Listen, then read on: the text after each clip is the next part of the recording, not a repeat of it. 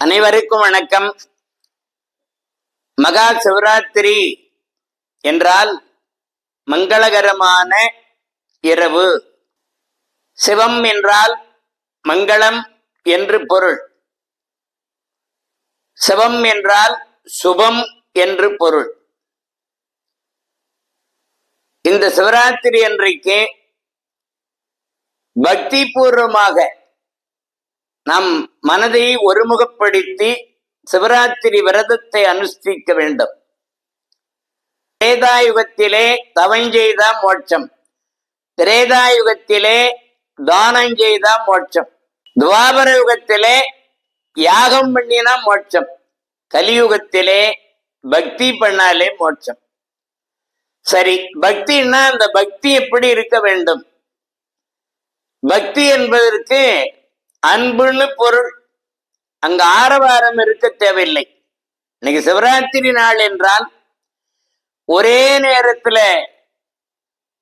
50,000 பேர் 1,00,000 பேர் ஒன்றாக கூடி ஒரு நெருக்கடி ஏற்படுத்திக்கிட்டு பக்தி பண்ணணும்னு அவசியம் இல்லை. ஆலயங்கள் பரந்து இருக்கிறது. தமிழகத்திலே ஏறக்குறைய 2500 சிவாலயங்கள் இருக்கிறது. ஆலயங்களுக்கு சென்று அமைதியாக வழிபடுவதற்குரிய நாள் இது. இந்த அமைதியான வழிபாட்டைத்தான் இறைவன் விரும்புவார்.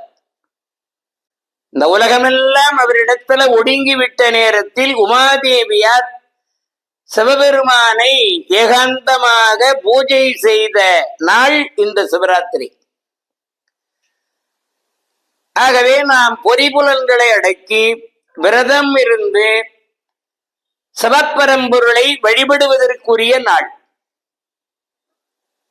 நான் ஏன் இதை சொல்லுகிறேன் என்றால்,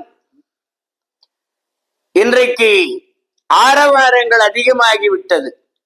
ஆடலும் பாடலும் ஆரவாரங்களும் ஆண்டவனிடத்துல நம்ம கொண்டு போய் சேர்க்காது, ஆண்டவனை திருப்திப்படுத்தாது. ஆக ஆண்டவனை திருப்திப்படுத்த வேண்டுமானால் சிவபெருமானை நாம் நெருங்கணும். சிவபெருமான் நமக்கு அனைத்தையும் வழங்கணும். அதற்குரிய நாள் ஆண்டுக்கு ஒரு முறை இந்த சிவராத்திரி மாசி மாதத்திலே கிருஷ்ணபட்சத்து சதுர்த்தசியிலே ஏகாந்தமாக இந்த நாளை எல்லோரும் அமைதியோடு ஆனந்தமாக இந்த நாளை நாம் தியானம் செய்து வழிபடுவதற்குரிய நாளாக கருத வேண்டும். மலங்க புலனைந்த வஞ்சனை செய்ய என்பார் மணிவாசகர். புலன்கள் பலவாறு அலையும். அப்படி அலைகின்ற புலன்களை ஒருமுகப்படுத்துவதற்கு உரிய நாள் இந்த சிவராத்திரி நாள். கைலாயத்திலே சிவகாம சுந்தரிக்கு சிவபெருமான் ஞானோபதேசம் பண்ணிட்டு இருக்கார். ஒரு வில்வ மரத்தின் கீழ் அமர்ந்து, வில்வ மரத்து மேல இருக்கின்ற ஒரு குரங்கு வில்வத்தழைய உரி போடுது. அன்னைக்கு சிவராத்திரி. சிவராத்திரின்னு அந்த குரங்குக்கு தெரியாது. வில்வத்தழைய உருவி போடுகிற போது அம்பாளுக்கு சினம் வந்துட்டது. ஏகாந்தமான வேளையிலே சுவாமிய நாமும் தனித்திருக்கிற போது இந்த குரங்கு இப்படி சேட்டை பண்ணுதேன்னு கோபமா பார்த்தார்கள். அந்த பார்வையிலே அந்த குரங்குக்கு ஞானம் வந்துட்டது. உடனே அது கீழே இறங்கி வந்து வலம் வந்து வணங்கியது. சிவபெருமான் அந்த குரங்கனை வாழ்த்தி, இன்றைய நாள் சிவராத்திரி நாளானதுனால நீ தெரிந்தோ தெரியாமலோ வில்வத்தழைய உருவி மேல போட்டதுனால நீ செய்தது மிகப்பெரிய சிவ அர்ச்சனையாக ஏற்றுக்கொள்ளப்பட்டது. அதனால வானரமே, குரங்கே, நீ போய் பூலோகத்தில் சக்கரவர்த்தியாக பிறந்து வாழ்ந்து வாழ்ந்தார். இந்த குரங்கு அழுது, இந்த பொய் உலகத்துக்கு நான் போகணுமா என்று. ஆனா அந்த சிவராத்திரி வழிபாட்டினுடைய பயன், நீ போய் பிறந்து 3 உலகத்தை ஆளுகிற சக்கரவர்த்தியா இருக்கணும்னு வாழ்த்தி அனுப்புகிறார்.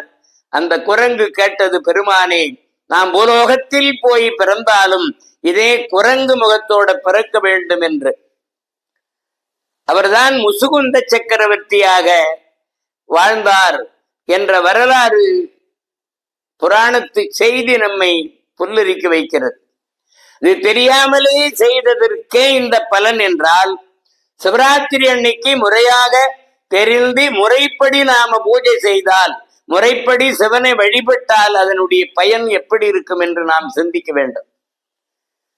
திருமறைக்காடு என்கிற வேதாரண்யத்திலே அன்னைக்கு சிவராத்திரி நாள் தீபம் எரிந்து கொண்டிருக்கிறது. கொஞ்சம் கொஞ்சமா அந்த திரி வெந்து வெந்து தீபம் அணைய போற நேரம். அந்த நேரத்தில் ஒரு எலி வழக்கமாக அந்த தீபத்துல எண்ணெய் குடிக்கிற வழக்கம்.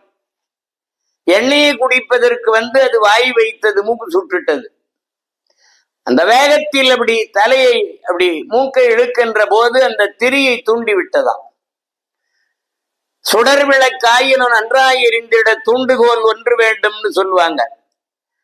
அன்னைக்கு சிவராத்திரி அன்னைக்கு சிவாலயத்துல தீபம் அணையக்கூடாது.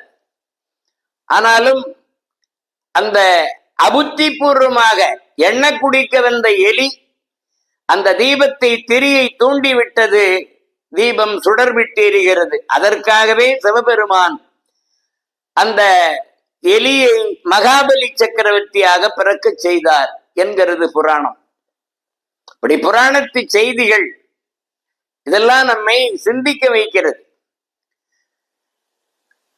நாம சம்பிரதாயத்திற்கும் சடங்குகளுக்கும் அதிக முக்கியத்துவம் தருகிறோம். இன்னைக்கு பார்க்க போனால் நாட்டிலே பக்தர்கள் மிக மிக அதிகமாக இருக்கிறார்கள். பக்தர்கள் அதிகமாக இருக்கிறார்களே ஒழிய குற்றங்கள் குறையவில்லை. ஆகவே ஆரவாரம் செய்கின்ற பக்தி வேறு, முறைப்படி தெரிந்து கொண்டு அதை அறிவுபூர்வமாக நாம் செய்ய வேண்டும். அதனாலதான் நிறைய புராணங்களை கேட்க வேண்டும், நிறைய செய்திகளை கேட்க வேண்டும். இது போன்ற விரத நாட்களிலே, சிவராத்திரி நாளிலே, சிவாலயங்களிலே சிவ புராணங்களை சொல்ல வேண்டும்.